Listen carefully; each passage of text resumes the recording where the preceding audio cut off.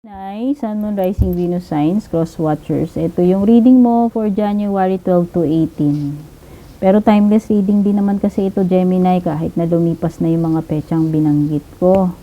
Ayan. Yes, I do personal readings. Kung interesado kayo, tignan nyo na lang yung mga nakasulat sa description or sa pinakadulo. Maraming salamat sa patuloy na pagsuporta, pagsubaybay, pagmamahal. Malaking tulong po yung mga nagsishare ng mga readings natin. Yung mga hindi nag-i-skip ng mga ads, yung mga nag-a-avail ng private readings, nagbibigay ng stars, super thanks, yung mga subscription membership. Tignan na natin, Gemini. Yun muna yung mga overall energies mo.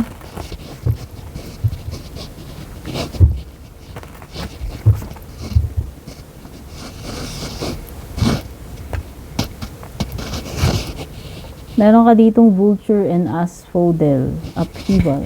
Uy, so mukhang may challenge ha, may malaking challenge paparating. Pero meron ka namang beetle, pangbawi, ano? And meron ka ditong owl and hop, which is wisdom card. Alam mo, siswertein ka pa rin, Gemini, nakikita ko, sa kabila talaga ng mga dumarating sa buhay mo or kung may mga paparating man na mga upheaval, challenges, mahihirap na sitwasyon. Okay, nakikita ko na maswerte ka pa rin. Andyan yung beetle card para maging positive ka, optimistic, huwag ka mawalan ng pag-asa. Andun din talaga yung blessed ka pa rin eh. Kung hindi ka man aware, you are very blessed pa rin.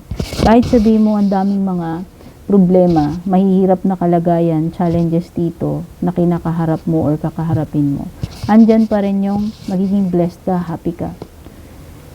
Itong ladybug na to symbolizes good luck eh. So sabi ko nga, maswerte ka pa rin kasi blessed ka pa rin. Okay? Depende na lang kasi talaga sa paningin mo yan kung itong mga dumarating na to sa buhay mo is tinitignan mong kamalasan. Kasi kung oo, yun yung dapat mong baguhin. Kung ano kasing paningin mo, iniisip mo, yun yung magiging reality. So, kung meron mga upheaval dito, challenges, mahihirap na sitwasyon, oo, continuous man yan, o may paparating pa, as long as you are positive, wala yan, baliwala yan mga yan. So, yun yung gawin mo, yung energy ni beetle. Ni ladybug. Ito, si redbug. Cute-cute niya. Nung bata ako, nakakita ko niyan sa garden namin doon eh. Okay? Merong something dito na magpapasaya sa'yo, Gemini. It could be a situation, it could be a person, anything na magdudulot sa iyo ng happiness, no? Paparating. So, yan, baka ito ay period ng happiness na paparating sa iyo, mabuti naman. Nakikita ko rin dito na mas magiging wise ka pa habang tumatagal sa mga susunod na panahon. Oo, kasi itong mga challenges na to, upheaval na to, mako-convert yan into experience, into wisdom. Kasi masusurvive mo yan, no? Kaya yan. Nakikita ko dito, ikaw ito na dapat, kung advice man ito kung advice man, ibig lang sabihin, gamitin mo yung wisdom na natutunan mo throughout the years. Hindi skill hindi wisdom, something na deeper. Okay?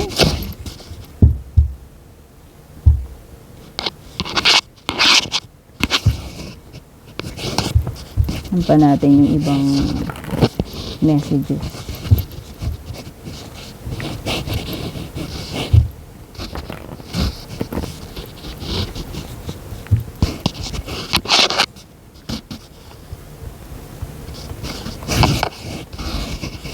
Spirit is working with you. Ayan. Wala kang dapat ipag-alala.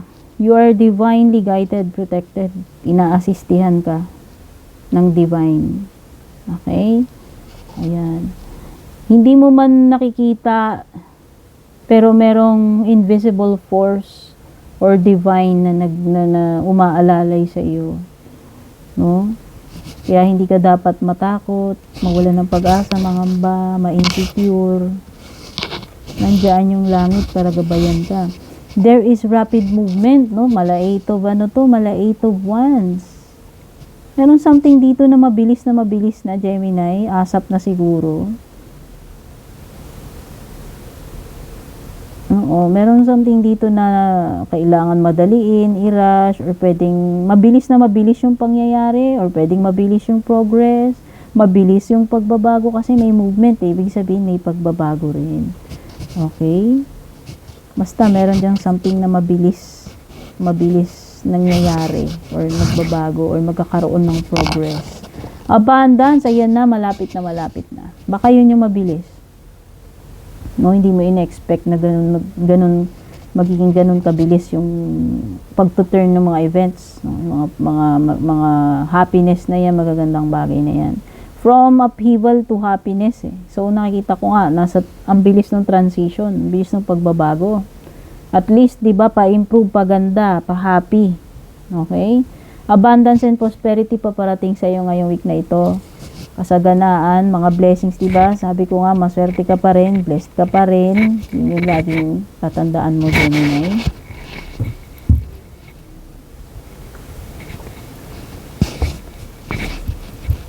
Ngayon, silipin natin yung love life mo for this week. Ano yung mga energies?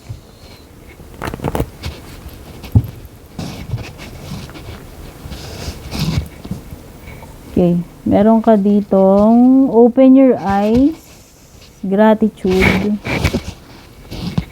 tsaka third party situation.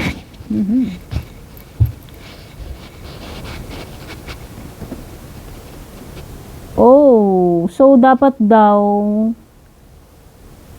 maging aware ka, buksan mo yung mata mo, kung ano yung pinapakita sa iyo talaga nitong tao na to, nakadil mo dito sa romantic connection na to, maniwala ka kasi siya yun talaga. Huwag mo nang i-doubt. Okay? Basta, hindi ito nagpipretend, hindi ito nagmamalik mata ka lang, kaya wag kang denial. Kung anong nakikita mo from this person, yan na siya, 100%. Okay, yan na yung totoong kulay niya, siguro. Yun yung sinasabi.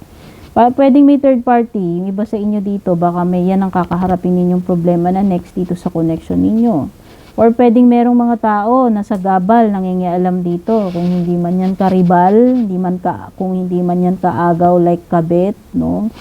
Pwede rin namang may mga bagay dito na nag-i-interfere or situations na nakaka-affect or blockage, interference dito sa connection ninyong dalawa. At sabi dito, matuto kang maging grateful, makontento. Kung hindi mo nafe-feel yan. Oo. O pwede naman kasi talagang wala namang problema. Or kahit na nagkakaproblema kayo, pwede naman na na-appreciate mo pa rin kung ano yung naging yung mga lessons dito na nangyari sa inyo, pwedeng naman na-appreciate mo pa rin itong person mo or na-appreciate kanya or pareho kayo. No, na kumbaga, hindi ka lang naman grateful doon sa magagandang nangyayari sa inyo. Grateful ka rin doon sa mga hindi magandang nangyari or mga lessons na naranasan mo. Kasi kung hindi dahil doon, hindi kayo naging matibay, hindi ka naging matibay, hindi mo na-realize yung ganito, ganyan, hindi nag-grow. So yan, nakikita ko na hindi, kung nagkaroon man ng third party situation dito, mga problema, at least grateful ka pa rin na dumating siya sa buhay mo, na na-experience mo tong connection na to, or vice versa. Okay. Yan pa natin yung mga tarot cards for additional messages. Siguro nga meron something dito na makakapagpamulat ng mata mo na ano. Pero at least magiging grateful ka pa rin, Gemini. Okay, dito yung mga energies na nasagap dito sa tarot cards mo, meron ka ditong Scorpio, Aquarius, Leo, at saka Taurus energy. Okay mo, wala ng pag-asa. Yun yung sinasuggest ni Star card. Pwedeng iba nawawalan kayo ng gana, inspirasyon, or feeling ninyo nasa hopeless situation. Huwag kang mag-alala kasi nga meron ng paparating na pagbabago after netong upheaval na to. Paparating na abundance, yung swerte, yung happiness, yung pagbabago na hinihintay mo. Kaya kung mag-give up ka, wala. Okay? So, yun lang naman yung sinasabi ng Star. Huwag ka maging pessimistic. Always stay positive. Huwag mawalan ng hope. Hindi pa ito hopeless situation, no? Nakikita ko yung darating na happiness, pagbabago. So, maging ano ka lang, positive.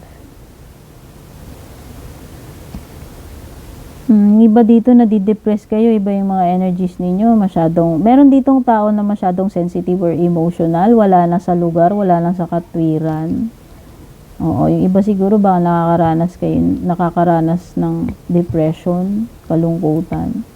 Meron din ditong masyadong kampante, pasaway, masyadong happy-go-lucky. Oo.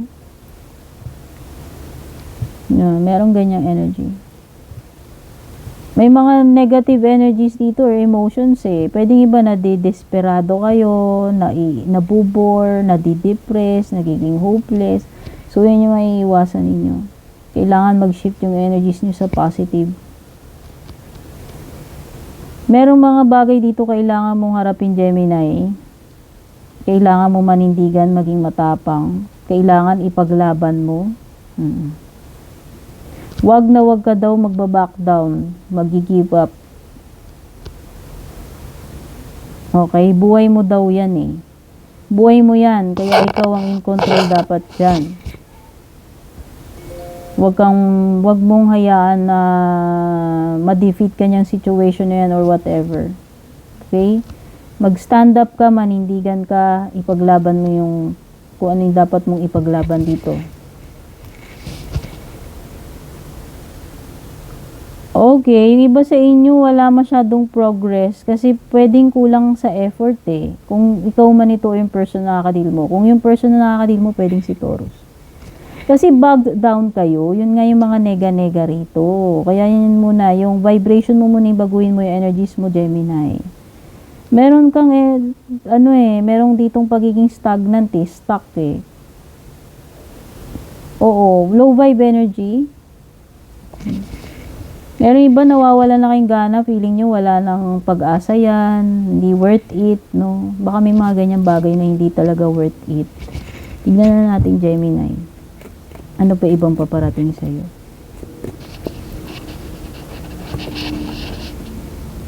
Oh, ayan na nga, feeling tied down. Ano ba sabi ko? Stagnant energy. Baka iba sa inyo nakatenga kayo. Hindi ko alam ba't kayo natenga. Nabakante ba kayo sa relationship? Nabakante ba kayo sa trabaho? Or nasta kayo sa bahay kasi may nangyaring ewan ko. Pero, kailangan mo makaalis dito sa nega energy or stagnant na ito, na lugar or sitwasyon. At ikaw lang naman na makakapagpabago nun by changing your mood, your mindset, your energies into positive kaysa maging nega ka hopeless. Kasi yun yung ma-attract mo. Okay? Kaya iba napuprostrate kayo kasi wala kayong magawa sa sitwasyon nyo. Feeling nyo na-stuck kayo dyan. O ayan o, ito na yung pagbabago o, especially sa financial or sa sweldo. Basta merong perang paparating, pwedeng increase sa sweldo. O, ito ay something na anihin mo dahil sa kasipagan mo at pinaghirapan mo yan. Deserve mo yan. At happiness talaga, double happiness ka.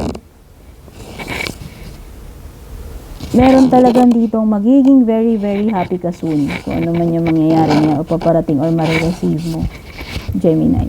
So, yan, that's it, Gemini. As always, no, ang intention ko, sana makatulong sa inyo itong reading. Take care, God bless, pabuos.